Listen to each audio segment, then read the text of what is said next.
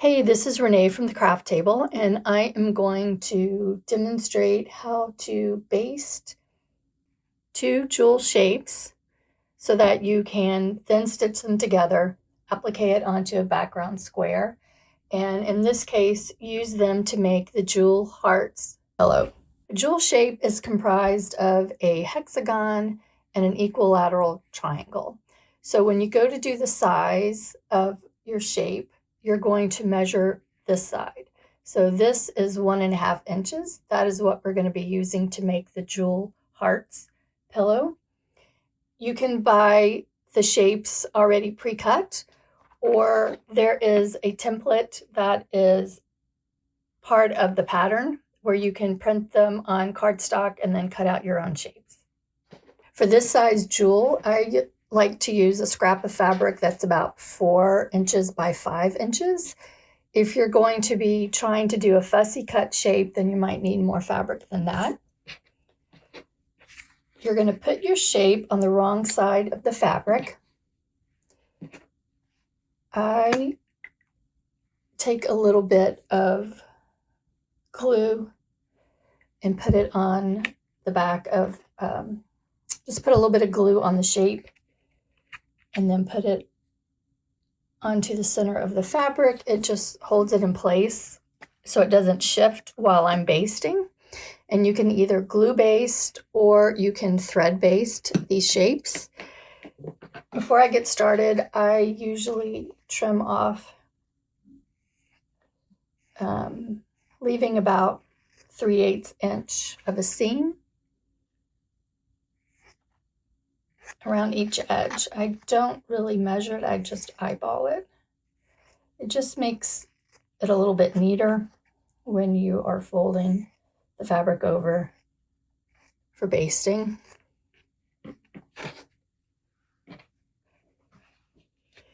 You're going to want your tails to go in the same direction, so however you decide to baste, you want to do that on all your shapes.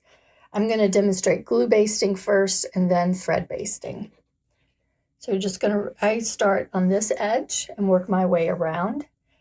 I run just a little bit of glue along the edge, but not on the edge. And then fold the fabric over and press. And then you just continue going around the shape.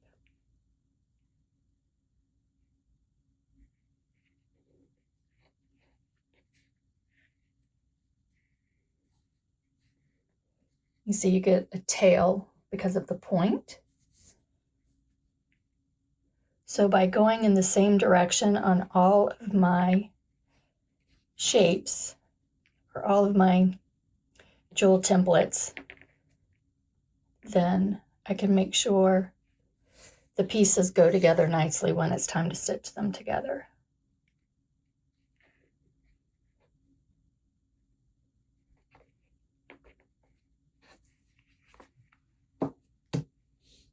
See the tail is going this way.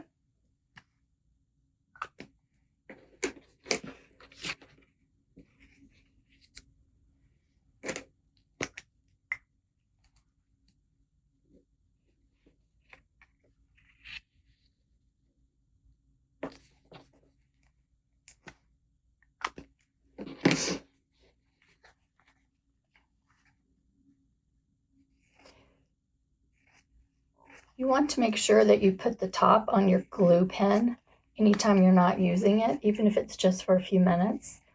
This keeps it from the glue from drying out.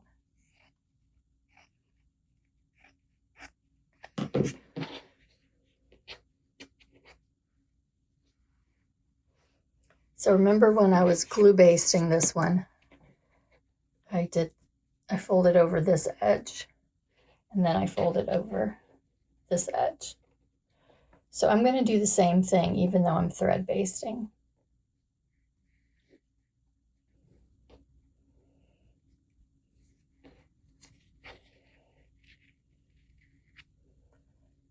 When I'm thread basting, I like to use these wonder clips on some of the corners. It just keeps the paper, or keeps the fabric nice and folded as I'm working around the edges. Okay, so I'm going to start right here. And I'm using 50 weight R-fill thread in my needle. And the way that I like to baste is I do not go through the paper and I'm stitching on the back. So I'm going to take my needle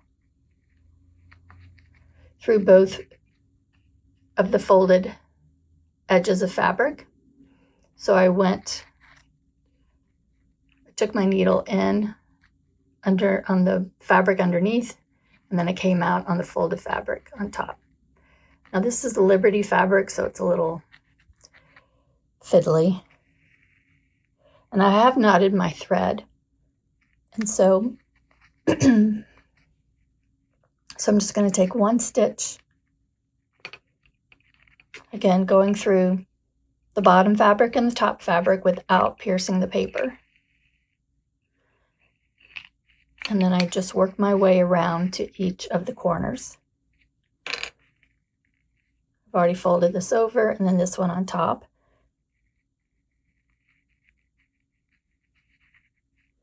See how I've got my needle going through this fabric and coming out on top?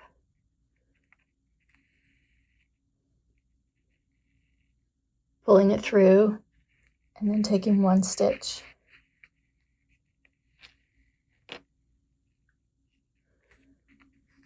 And the same thing here, I've come to this corner and I fold this over and this over.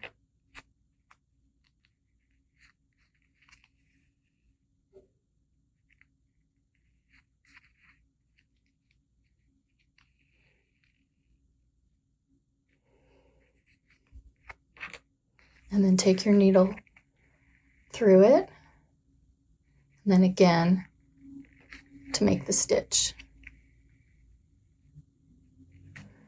Then this is the last corner that we have not done.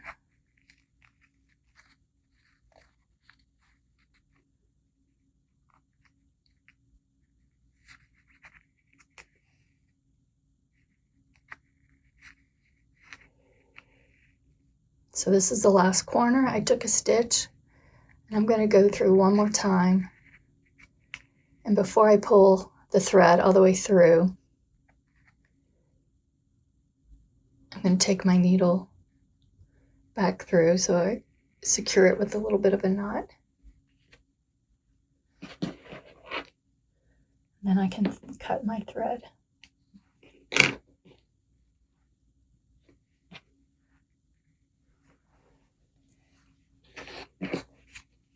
So this one's glue basted, this one's thread basted. You really can't tell the difference.